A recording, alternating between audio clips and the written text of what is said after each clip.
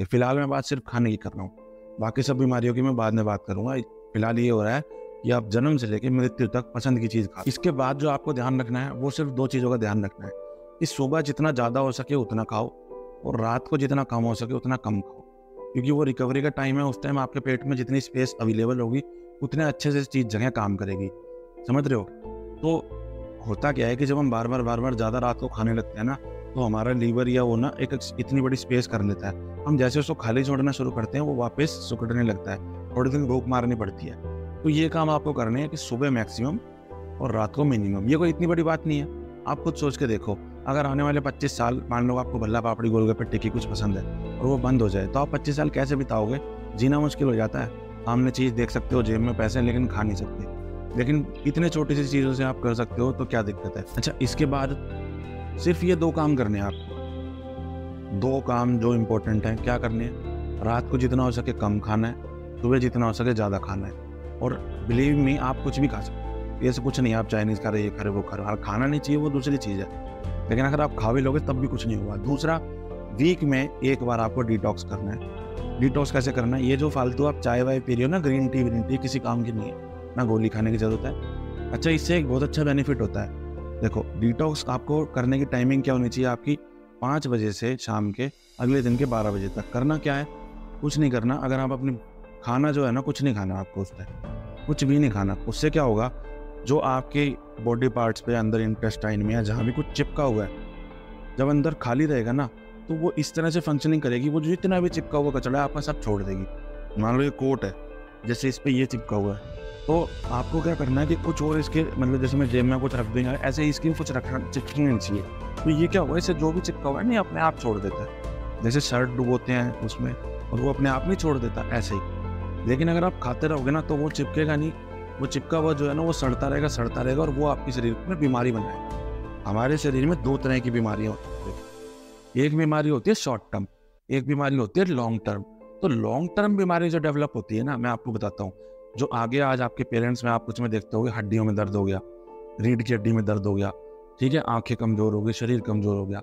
इसका सिर्फ एक ही रीजन है कि आप डिटॉक्स नहीं करते। अगर आपने डिटॉक्स करना शुरू कर दिया तो वो सड़ना बंद हो जाएगा। सड़ना बंद हो जाएगा तो आपके शरीर में कोई बीमारी नहीं बनेगी। सबसे बेस्ट तरीका है, आपको कभी भी बीमारी नहीं होगी। और बीमारी ही तो कारण होता है जिसकी वजह से हम बंद करते हैं खाना। शुगर की वजह से चीनी बंद, डायबिटीज़ की वजह से ये बंद वो बंद, एसिडिटी बनने लग गई, ये हो गया वो होने लग गया। तो उससे क्या होगा, जब आप डिटॉक्स करोगे ना हफ्ते में 1 बार, 5 बजे के बाद आपको खाना नहीं खाना कुछ। आपसे बिल्कुल नहीं रहा जा रहा, आप पानी पी लो, ठीक है।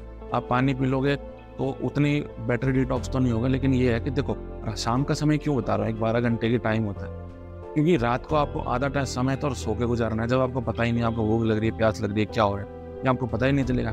अब शाम का समय किसी तरह गुजार लो 7, 8, 9 बजे तक का, उसके बाद सो जाओ आराम से। सुबह उठने के बाद एकदम से कुछ नहीं खाना, 12 बजे तक आपको रुकना है। बस ये काम करना है हफ्ते में 1 बार, कोई बड़ा काम नहीं है ये। और आप सारी उम्र अपनी पसंद का खाना खा सकते हो, आपको बीमारियां नहीं पकड़ेगी, कोई बीमारी नहीं पकड़ेगी। बीमारी होती कब है, जब शरीर के अंदर कुछ डेवलप होता है। लेकिन अगर आप एक हफ्ते में, मैं कह रहा हूँ मंडे की चीज़ जो आपके शरीर में सड़ रही है, अगर वो अगले मंडे भी बाहर आ गई तो कोई बीमारी नहीं बनेगी शरीर में। अब जब कोई बीमारी नहीं बनेगी तो ना किसी तरह की वीकनेस आएगी। जैसे मैं आपको बताता हूँ, जो आगे जाके आपके घुटनों में चिकनाइयाँ खत्म होती हैं, आपकी हड्डियाँ कट कट बोलती हैं, जैसे ये जब टक टक बोलते हैं ना, जैसे ये जब गैस होती है, जिसकी हड्डियाँ टक टक बोले चटकाने ही नहीं चाहिए, जैसे मैंने आपको सुनाने के लिए चटकाई है, इससे ना इसकी स्मूथनेस खत्म होती है, हार्ड हो जाता है ये।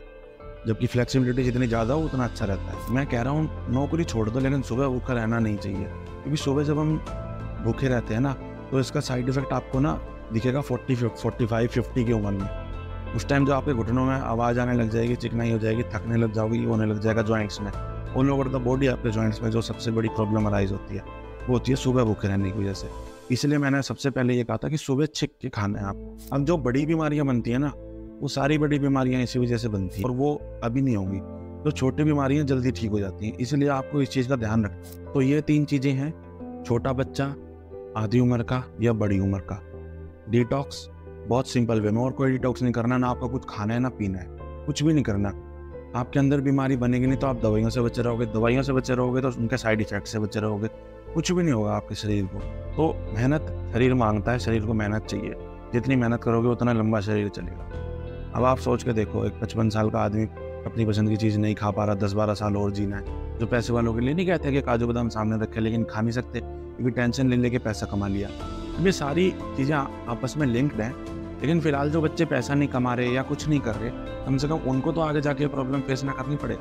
बाकी चीज़ें भी रिलेटेड है, टेंशन लेना या जो भी चीज़ें हैं आपके साथ कर्म, ये सब आपस में रिलेटेड है। लेकिन फिलहाल मैंने आपको हेल्थ का पॉइंट अलग करके बता दिया। आपको डॉक्टर तक जाने की ज़रूरत नहीं पड़ेगी। अगर आपका एक हफ्ते में जो कचरा जमा है वो बाहर आ गया तो डॉक्टर की तो शक्ल देखने की ज़रूरत नहीं पड़ेगी आपको। तो ये प्लीज़ रिक्वेस्ट है मेरी कि जितना हो सके आप इस वीडियो को शेयर करो। मेहनत, डिटॉक्स, टाइम पे सोना, दैट्स ऑल। इससे ज़्यादा आपको कुछ नहीं चाहिए।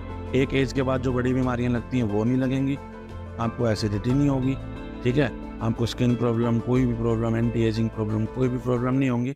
हाँ, ये है कि छोटे मोटी बीमारियां तो होनी चाहिए क्योंकि वो इस चीज़ का संकेत होती है कि हमारी बॉडी ठीक से काम कर रही है, नहीं करनी। तो मौसम बदलते मौसम में ज़ुकाम या ये सब चीज़ें होनी चाहिए। तो जितना ज़्यादा हो सके इस वीडियो को शेयर करो, ये बहुत ज़रूरी है आजकल की जनरेशन के लिए। उम्मीद करता हूँ सारी हेल्थ इश्यूज से बचे रहेंगे, स्वस्थ रहेंगे और मस्त रहेंगे। और कोशिश करना कि मेरी बाकी वीडियोज़ भी देखो, तभी थोड़ा सा आपके माइंड में एक क्लियरिटी आएगी। उम्मीद करता हूँ आपको ये वीडियो पसंद आई होगी।